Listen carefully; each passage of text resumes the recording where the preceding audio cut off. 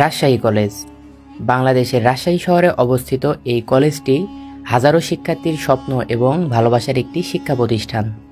1873 সালে এই কলেজটি প্রতিষ্ঠিত হয়। ঢাকা কলেজ ও চট্টগ্রাম কলেজের পরে রাজশাহী কলেজ বাংলাদেশের তৃতীয় প্রাচীনতম কলেজ। জাতীয় বিশ্ববিদ্যালয়ের অধিভুক্ত স্নাতক ও স্নাতকোত্তর স্তরের 685টি কলেজের 2015 সালের তথ্যের ভিত্তিতে রাজশাহী কলেজ বাংলাদেশের সেরা কলেজ। রাজবাড়ির মতো দেখতে এই কলেজটি থেকেই সর্বপ্রথম মাস্টার্স ডিগ্রি প্রদান করা শুরু হয়। কলেজটি রাজশাহী শহরের কেন্দ্রস্থলে রাজশাহী কলেজিয়েট স্কুলের পাশে অবস্থিত। এই প্রাচীন কলেজের পাশে অবস্থিত হবার কারণে স্কুলটির নাম কলেজিয়েট রাখা হয়েছিল। কলেজটির ইতিহাস ও পটভূমি। শিক্ষানগরী হিসেবে রাজশাহী মহানগরীর গোড়াপত্তন হয় 1828 সালে বাউলিয়া ইংলিশ স্কুল প্রতিষ্ঠার মধ্য দিয়ে। প্রতিষ্ঠানটি পূর্ব বাংলায় আধুনিক শিক্ষার ইতিহাসে পথপ্রদর্শক হয়ে উঠেছিল।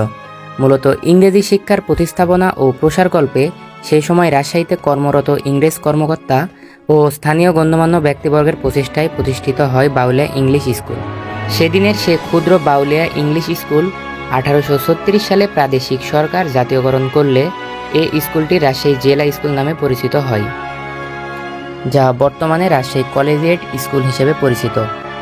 সে স্কুলের ছাত্রদের উচ্চতর শিক্ষার জন্য একটি কলেজ প্রতিষ্ঠার প্রয়োজনীয়তা দেখা দেওয়ায় রাজশাহী অঞ্চলের অধিকাংশ বিশিষ্ট নাগরিকদের প্রচেষ্টা ও আবেদনের প্রেক্ষিতে 1873 সালে জেলা স্কুলকে উচ্চ মাধ্যমিক কলেজের মর্যাদা দেওয়া হয়। একই বছর 5 জন হিন্দু ও 1 জন মুসলিম ছাত্রসহ মাত্র 6 জন ছাত্র নিয়ে কলেজিয়েট স্কুলের সঙ্গে চালু হয় উচ্চ মাধ্যমিক শ্রেণী সমমানের FA কোর্স।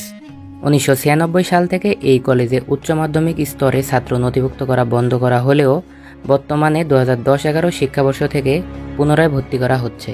1878 সালে এই কলেজকে প্রথম গ্রেড মর্যাদা দেওয়া হয় এবং রাজশাহী কলেজ নামে নামকরণ করার সাথে সাথে একে কলকাতা বিশ্ববিদ্যালয়ের অধিভুক্ত করে এখানে BA কোর্স চালু করা হলে উত্তরবঙ্গের সর্বপ্রথম এবং সর্বশ্রেষ্ঠ কলেজ হিসেবে প্রতিষ্ঠিত হয় রাজশাহী কলেজ।